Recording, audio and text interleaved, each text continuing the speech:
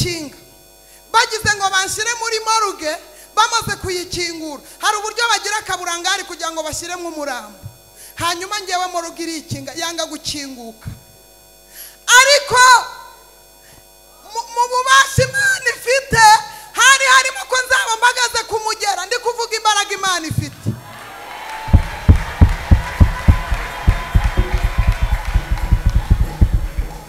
moruge yanze gukinguka barayikorogoshora uko babyumva imaze gukira neza bagiye guterura umurambo ngo bashyiremo uwari ufasha yumva ngo hari agatsi kari gutera ahamagara dogiteri aramubaza ati mbese aka gatsi gashobora kuzamura ubuzima cyangwa dogiteri ankozeho yumva ko gatsi gashobora kuzamura ubuzima hanyuma bari bamaze gutanga amatangazo ko nitabye Imana ejo bundi twasenganye n'umudogiteri naguye mu biganza arambwira ngo ubu ngubu ahantu dutanga raporo za Kigali bagufite muri raporo y'imirambo ariko ntabwo narizi ko ari wowe asubira mu mateka y'ibyabaye ndashimira Yesu kuba ngiriho Imana ishimwe Imana ishimwe ejo narababwiye ngo nagiye muri koma iminsi 6 iyo minsi 6 ntabwo nari narwaye yari koma y'inzara yo mu kabyeyi byeyi iyi koma nyirimo navuye muri koma nsanga umwana wanjye amaze iminsi 3 yaritabye Imana ntabizi kubera inzara baranamushinguye ntabizi kubera inzara ndagutangariza ko Imana itakurengeye umwana umwe wamudeyera ndagutangariza ko Uwiteka atakurengeye inda yawe yonyine yatuma ujya kudeyera mwene wanyu kugira ngo ubashe kurya Imana ishimwe uwa mbere yishwe n'inzara uwa 16 ari kunywa yawuruti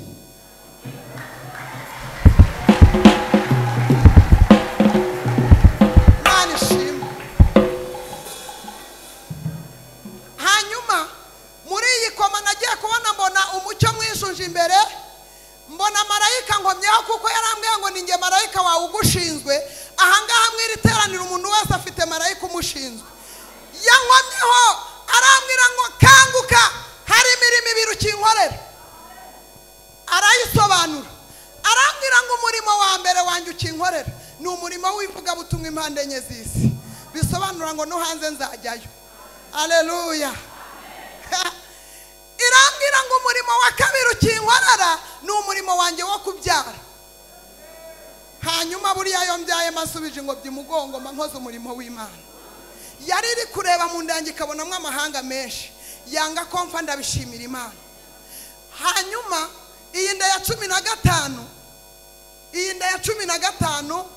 ahangaha moruge yikinze ubuhamya ndaguha nuko yakijije uyu mwana wanjye byari bimeze bite uyu mwana yagiye mu bitaro byananiranye mbese uko umureba gutya yari yahengamye atabasha guhaguruka aramuvura arongera avura abakuru be 2 n'abarumuna be 2 ndetse n'umudamu wanjye yaramuvuye kandi mbere hari aho nagiye kuvuza umugore wanjye ntanga hafi ntanga mu bihumbi bigeze muri 800 byarangiye ntiyakira ubwo nanjye namutangira ubuhamya mu by'ukuri yuko yamviriye umudamu wanjye Fra Christina yego turi kumwe dufite abana 3 abashize bamugira nabi umudamu ndamujyanayo kumugira nabi no kugira ute ubwo ni ibintu yatambutse bari bamuroze yararwaye yari yafashwe n'ibintu mu mutwe bimeze nk'igicuri atunguwe ako kanya ahinda umuriro yikubitaga hasi se yikubita hasi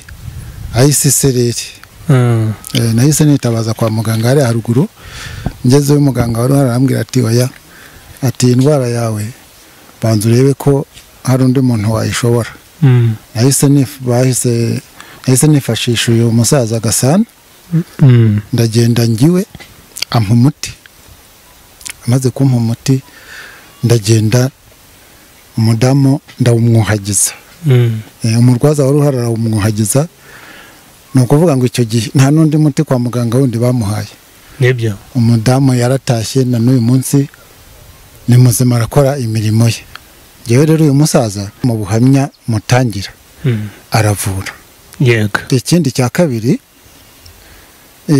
hari n'indi ndwara yavuye ayivura umugore wamwisengeye neza w'umugore wanjye nabwo indwara yo kuva yava nyine amaraso ntakame. uyu musaza muramuhamiriza akavura?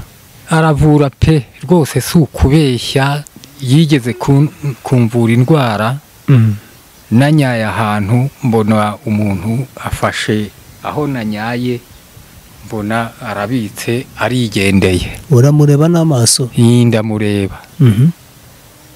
ese nturi kugira ute? ubwo ngubwo ni umukecuru. ubwo nari nagiye no kumwengera. wari wengeye uwo mukecuru? nari namwengeye. arangije akora icyo? mwami Yesu. noneho rero naragiye ubwo mara iminsi mu rugo nkibaza ese ubu ni ugusaza kuba ntakivugana n'umugore bibaho we? mbona ukwezi kurashize kandi imbere byari sawa. mbona ukundi kuraje. ibi ni ibiki? umugore nkabona ari nko kunkenera. reka ubusaza bumereye nabi. nibwo naje mbitekerereza uyu musaza Gasana uyu. ati reka rero ngushakire umuti. kugeza n'ubu nta n'icyo namuhaye mana rwose, ariko ndi kumutekereza. mbona uri umukire. oya ntabwo nkize, ndi umuntu nyine uri aho ngaho biciriritse. nose gahunda yarongeye igenda neza? yamaze kumpa rwose. ndatangira umugore ndamubyutsa. ni ukuri. imana ishimwe. mu by'ukuri ntabwo ari ukuvuga ngo yenda ngo ni ugutaka uyu musaza ngo cyane kujya uwo muti yarawumuhaye. ntabwo yigeraga aryama, ntiyigeraga asinzira, nanjye ubwanjye sinari ngisinzira. umuti yarawumuhaye, umugabo yararyamye, ngiye kubona mbona umugabo arasinziriye. umugabo rwose, tekereza umuntu w'umugabo bikamurya amarira agashoka. akambwira ati ibintu byose, ibikoresho byose by'ibyuma n'imipanga n'ibiki mubihungishe, kuko nimutabihungisha aka kaguru ndagatema. ndavuga ni mana se koko n'ibintu uko nduzi binkomereye, n'ubu ngubu mana mbigenze ne? kagura ibintu birimo bimurya nyine, ibintu bikamushikagura bimurya, ibintu bikamushikagura bimurya. ariko ni ukuri umuti n'ubundi arawurangije. ariko ikintu cyo nshimira Imana ni uko pe ubu ari gusohoka n'uyu munsi yabuze ati umusatsi uranyishe, aravuga ati ngewe ngiye kwiyogoshesha. Imana ihabwe icyubahiro. ubwo rero ni ukuri. yatangiye kumuvura ryari? yewe ndumva nta n'iminsi ishize pe, ni muri ibi byumweru bibiri bishize. ni ibyumweru bibiri rwose, nta nubwo ari twebwe avuye gusa, hari abandi. nawe uramuzi? ndamuzi. watubwira icyo umuziho? muziho ko arasenga. yego. ntamuziho ikindi ko avura. kuvura no gusenga byose arabikora? yego. yaragufashije? yaramfashije, nari ndwaje umwana aramfasha. yego. ubwo ngubwo yaronkaga akaruka, akananuka, akahora ahinda umuriro umubiri wose. ndagenda ndabimubwira, barangije aramusengera, amaze kumusengera amuha umuti, ndamucyura, umwana nawumuhaye ukwezi kumwe yahise akira, mbona arakize, nta bindi bintu byagiye gukurikiraho. kwa muganga se wari wamujyanyeyo? kwa muganga nari namujyanyeyo, byari byanze. uyu Gasana yankoreye ibintu birengeje, ankorera ibintu nanjye ubwanjye nari nihebye. mu burwayi yamfashijemo sininya no kubivuga. nari narwaye amabya. yego. ubwo ni prostate. nari nabaye gutya ku buryo ubwanjye nari sigaye ngenda gutya. kwirata ni kubi. ubona uyu muntu umugabo ameze sibyo, ntabwo nshobora kubisha. we ni wamvuye. ese Gasana ni umupfumu? ese Gasana koko akora iby'Imana ishaka? ese koko akoreshwa nayo? umenye nawe nuhagera uzabona uburyo habanda buhana. ntabwo ndi umupfumu, Imana ibafashe. ni Imana, ntabwo nta muntu agiye gusaba iyo miti. ni Imana yamishuriye iyo miti gusa, ntabwo nta muntu nagiye kuyisaba. rero hari abantu bakunze kuvuga cyane cyane ugasanga abantu bagiye gusenga bakabihanisha bakababwira ngo dore wakoresheje ibyatsi wakoresheje imiti y'ibyatsi ese koko ntibigaragara ko ibyatsi bishobora kuba ari ibintu bitari byiza ku Mana? Ku Mana ibyatsi niyo yabiremye.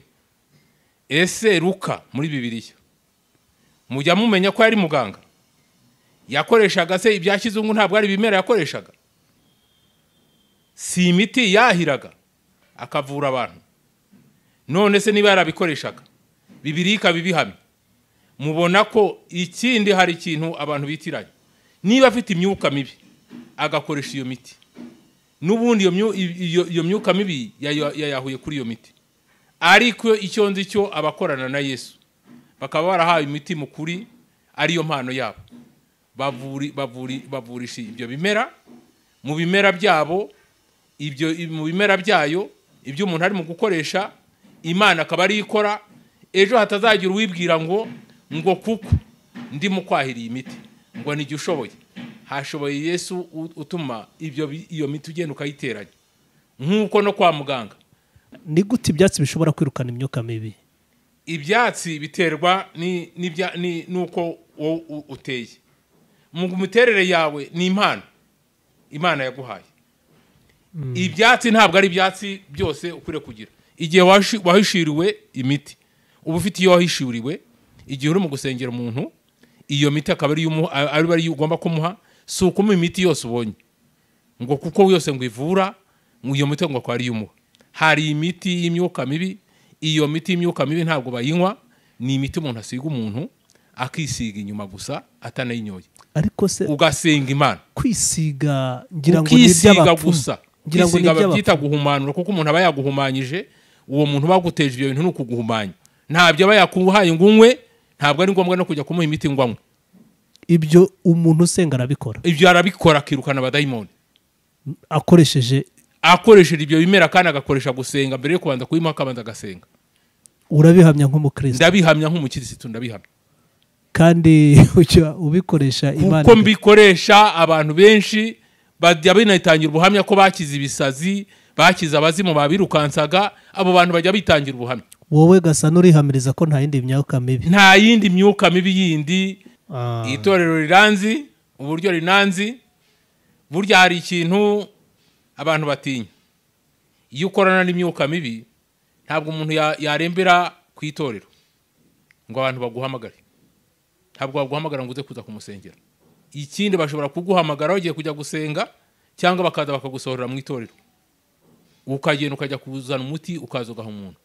Uremewe mu itorero nta kibazo? Nta kibazo mfite rwose. Kuba turi hano ni umugambi w'Imana, ntabwo ari umugambi wacu. Ko n'imyaka nafite ntinanyemerera kuza kuba hano mu mujyi, kereka ari umuntu usa n'uwimutse aza kuza kuhatura. Ariko icyo nshimira Imana nuko yakomeje kubana nanjye ikabana namwe.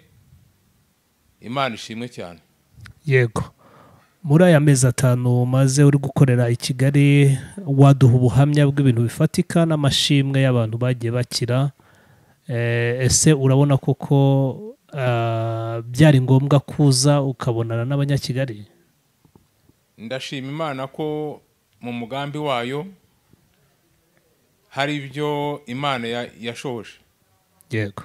Ikabikora neza atari nk'umwana w'umuntu, kuko hari benshi barimo kujya batanga ubuhamya nko kubyerekeye abadamu bari barabuze urubyaro. Ndashima Imana ko harimo abagize amahirwe yo kugira ngo basame bakaba batwite, kandi nkaba nshima Imana ko aho bagiye bagenda hose barimo kugenda bavuga bati ibyo ari byose Imana yarakoze.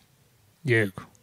Umaze kugira nk'umubare ungana iki muri aya mezi 5 by'ukuri abo wiyumviye imbona nkubene bakubwira ati ubu rero muzehe kuri wa muti muri bwa buryo wamfashijemo ubu bimeze gutya, muri abo bantu uvuze batwitse byuze ni nk'aba? Abatatu bo maze kubonana nabo, abari kumbwira ni ababiri ariko sinabona nawe mbona nkubone, ariko abatatu bo mfite ubuhamya.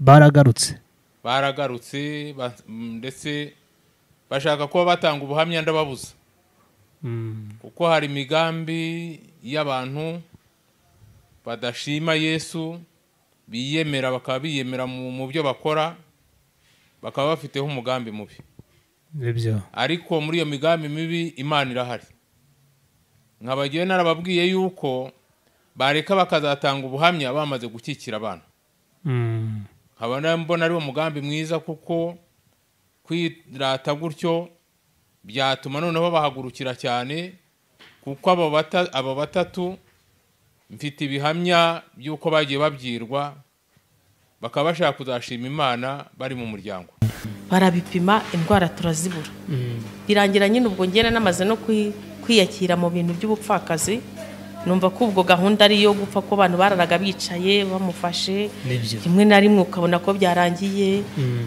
ariko kuko Imana yacu izi kurengera abantu nibwo baturangiraga umusaza witwa Gasano uyu nguyu amuhaye umuti yasomye ubwa mbere kuko undi we rwose byari birenze kwe uko ubushobozi bwacu bwari bwararangiye twaramushyize mu maboko y'Imana turavuga ati azigirira iruhuko ridashira Kristo rero abana natwe aturangira umusaza aramuvura tubona arakiza abaye muzima nyinshi cyane mu bitabo twari dufite inzara ku rwego umurwaza wanjye yazengurukaga amasare gusabiriza ku biryo kuko twebwe twabaga turabo kure naguye imibirizi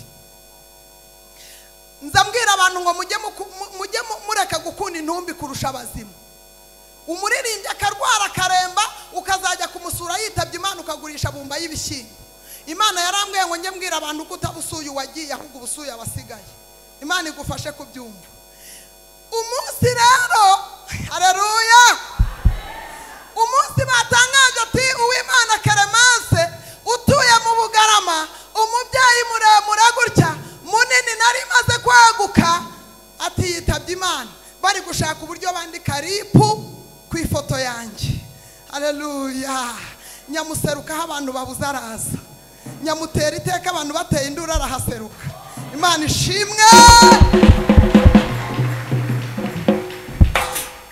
aranzura ndashima Imana yanzuye mu bapfuye kuri telefone yanjye nari umushomeri mu bitaro ariko Imana ishaka kumba ku mafaranga ngajya zanga kuri telefone abantu banditseho ngo abasigaye mwihangane basi aya mafaranga dushyizeho azashake mu isanduku y'umukozi w'Imana agashyiraho nk'ibihumbi 200 akongera hepfo navuye muri koma nsoma message z'amafaranga gusa indi kaba yanditseho ngo abasigaye mwihangane aya mafaranga ashizeho azafashe agura agasukari ashyigikira abana b'umukozi w'Imana banyakwigendera ndazuka nyaryaho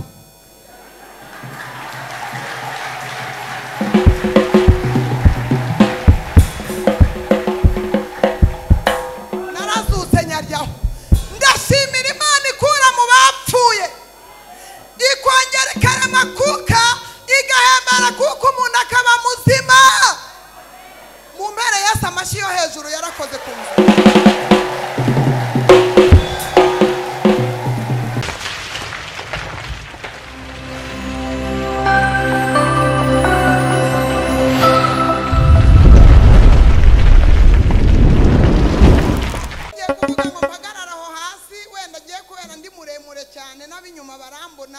ariko nsanga Uwiteka yarigeze ambwira ko nanjye nzahagarara ku gatuti reka nze nkireshesheho hanyuma ndashima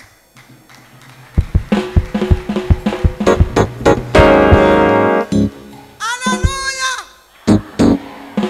ku minota yanjye ndashimira Imana maze igihe mbabwira ku buhamya ku bantu baje nyuma nitwa Uwimana Clemence abantu bitwaga Gapesi Gapengeri Gakwasi Gasinando gace kumupanga gapyinati uko umuntu wese abyumva akanyita amazina bitewe n'igihe nari ndimo igihe gishobora kukwambura ikoti kikakwambika umupira igihe kigusohora mu mafiriti kikakwinjiza muri dodo zidafite uburisho igihe kikujyanamo neza kandi kikakwinjiza aho ushaka naho udashaka nanjye mu gihe cyanjye nari mfite amazina menshi ariko mu ruhande rw'Imana burya nitwaga Uwimana Clemence Imana imaze guhindura amazina abantu bakajya banyita Uwimana Keremensiya, ariko ndavuga ati ariko subwo Keremensiya ni ibyanyabyora, kumbe ndavuga ati oya nanjye ngomba kugaporonosora ngitwa Uwimana Keremansi.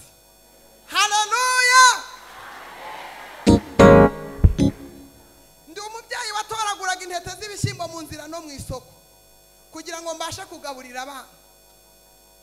Ndi umubyeyi wicaye mu modoka kuva mvuka mbya 12. Numvaga i Kigali nkumva ari ubugari bunini bazasonga nkarya, ariko ubu ngubu nanjye nageze za Nyabugogo. Nabyaye 6 mbimi ibiro 30 byonyine. Nabyara umwana abagore bakaza kureba nta zindi mpuhwe, baje kureba uburyo nabyaye umwana undusha ukuboko n'ikibuno. Ariko Yesu nari ntunze nzayimana, Imana yari yarambwiye ko izambyibushya. Ndatekereza ko utatekereza cyangwa se utabihangara kunyita agapesi cyangwa agasinano. Agasinano murakazi ni mwene ka gashinge badodesha imyenda n'amaboko. Ni izina rya Yesu. Hanyuma ngewe kunde ya 15, ubwo ni dayimoni nyine uburashi kibombe, ariko imitima tuyigarure hano. Imitima tuyigarure hano. Kunde ya 15 nabyaye mbazwe, nibwo bwa mbere nari mbazwe. Imbyari 10 nazibyariye mu rugo, nabasha kubona n'igihumbi cyo kujya kwa muganga. Inda ya 15 mbyara mbazwe, umuriro ungenderaho. Hanyuma nitaba Imana, banjyana muri moruge, bangejejeyo moruge irikinga. Bagize ngo banshyire muri moruge, bamaze kuyikingura hari uburyo bagira akaburangari kugira ngo bashyiremo umurambo. Hanyuma ngewe moruge irikinga, yanga gukinguka. Ariko mu bubasha Imana ifite hari harimo ko nzaba mbagaze kumugera, ndi kuvuga imbaraga Imana ifite.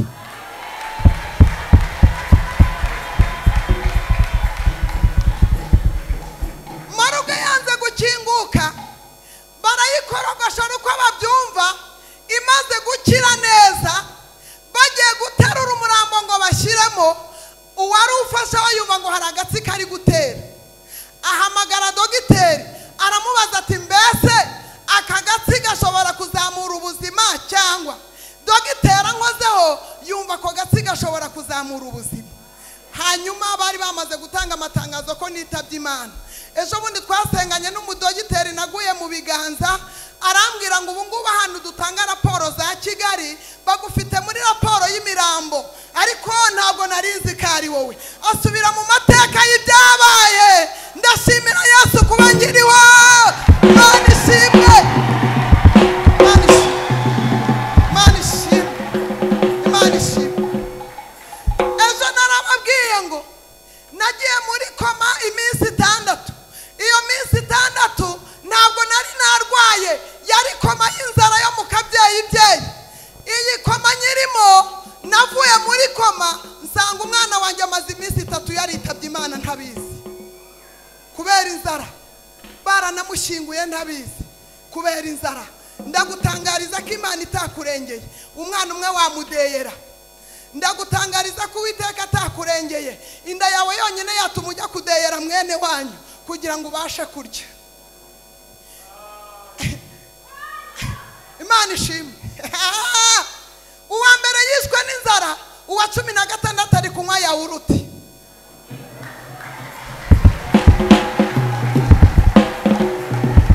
Imana ishimwe. Hanyuma muri iyi koma nagiye kubona mbona umucyo mwishuje imbere, mbona marayika nkomyeho kuko yarambwiye ngo ninge marayika wawe ugushinzwe. Ahangaha mwiri teranira umuntu wese afite marayika umushinzwe. Yankomyeho arambwira ngo kanguka, hari imirimo 2 ukinkorera.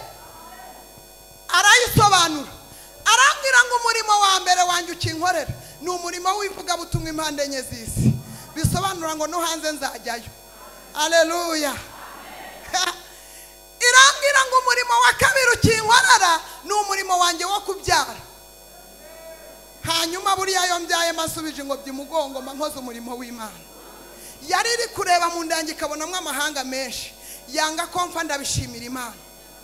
Hanyuma iyi nda ya 15 ahangaha moruge yikinze, bari bamaze gutanga amatangazo ko nitabye Imana. Nari mfite inzara nyinshi cyane mu bitabo. Twari dufite inzara ku rwego umurwaza wanjye yazengurukaga amasare gusabiriza ku biryo, kuko twebwe twabaga turabo kure naguye imibirizi. Nzambwira abantu ngo mujye mureka gukunda intumbi kurusha abazimu. Umuririmbyi akarwara akaremba ukazajya kumusura yitabye Imana ukagurisha bumba y'ibishyimbo. Imana yarambwiye ngo njye mbwira abantu ko utabusuye wagiye ahubwo ubusuye abasigaye. Imana igufashe kubyumva. Umunsi rero, haleluya, umunsi batangaje ati Uwimana Clemence utuye mu Bugarama, umubyeyi muremure gutya munini nari maze kwaguka, ati yitabye Imana. Bari gushaka uburyo bandika ripu ku ifoto yanjye. Haleluya. Nyamuseruka abantu babuze araza, nyamutera iteka abantu bateye induru arahaseruka. Imana ishimwe. Aranzura, ndashima Imana yanzuye mu bapfuye. Kuri telefone yanjye nari umushomeri mu bitaro, ariko Imana ishaka kumba ku mafaranga. Ngajya nsanga kuri telefone abantu banditseho ngo abasigaye mwihangane, basi aya mafaranga dushyizeho azashake mu isanduku y'umukozi w'Imana, agashyiraho nk'ibihumbi 200. Akongera hepfo navuye muri koma nsoma message z'amafaranga gusa. Indi kaba yanditseho ngo abasigaye mwihangane, aya mafaranga ashizeho azafashe agura agasukari ashyigikira abana b'umukozi w'Imana banyakwigendera. Ndazuka nyaryaho.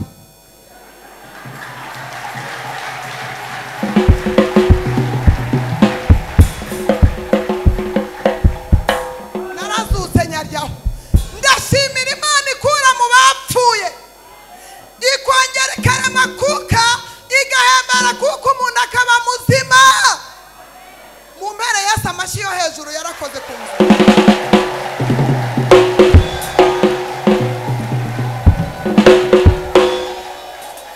Imana ikora biradutangaza, nta n'uwabimenya uko biri. Ariko icyo zino Imana ishaka aribyo biriye. Ariko Imana ishaka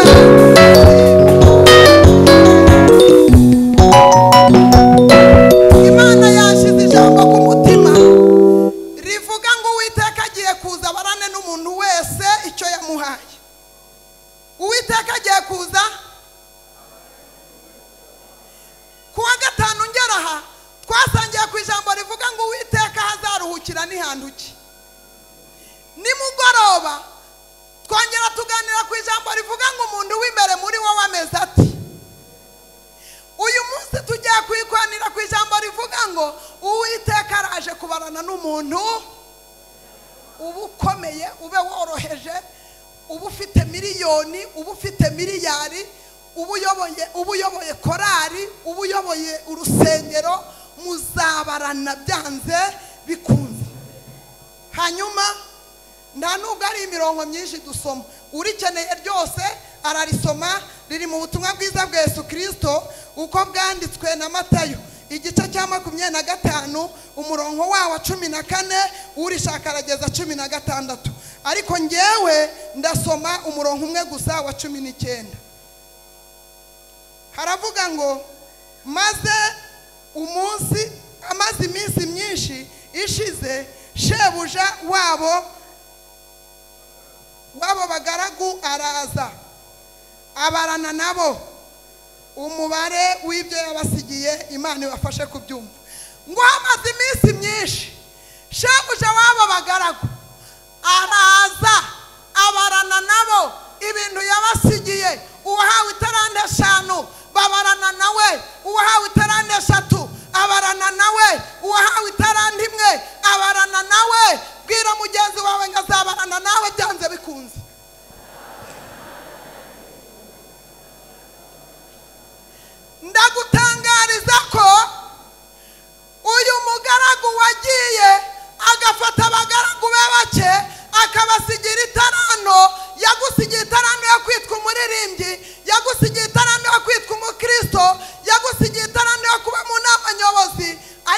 wigira ngo bamvuze ngo bamfasheho igihe ngo ngiye ngo bamfasheho ijambo ngo ubutsiko buri mwari torero ngo ndarivamo. Nubwo wajya kuba mwabiri y'abishyamba azagaruka mu barani. Ndagutangarije igihe wicaye aha muzakibarana, kandi azabarana n'abakomeye n'aboroheje. Ijambo rimbwira mu byahishuwe ko umuntu wese azaca imbere y'intebe y'imanza, burya muzaba muri kubarana. Imyaka 20 ufite, imyaka 40 ufite, imyaka 70 ufite, uburyo wayikoresheje, uburyo wayisambaniyemo, uburyo wayibesheyemo, uburyo wayicaniyemo, uburyo wayikoze mu butsiko, uburyo wabigenje kose, byaba byiza byaba bibi. Bwira mugenzi we ngo Uwiteka araje tubarane. Hanyuma Imana ibaha umugisha. Turagushimiye Mwami Yesu, tukugireho umugisha kuri data mwiza. Dusomye ijambo ritubwira ko buryo uzaza tukabarana. Umuntu wese uko yakigira yihishe mu mwijima, umuntu wese aho yakwishyira yihishe pasiteri, umuntu wese uko yakwigira yihishe perezida, burya ijisho ryawe mudasobwa ibihari. Icyo nzi nuko ijambo ritubwiye ko tuzabarana, ariko dusengeye imitima y'abantu bicaye aha, nuza kubarana natwe uzasanga itaranto zacu zarungutse. Tubisenze tubisaba data mu izina rya Yesu, amen.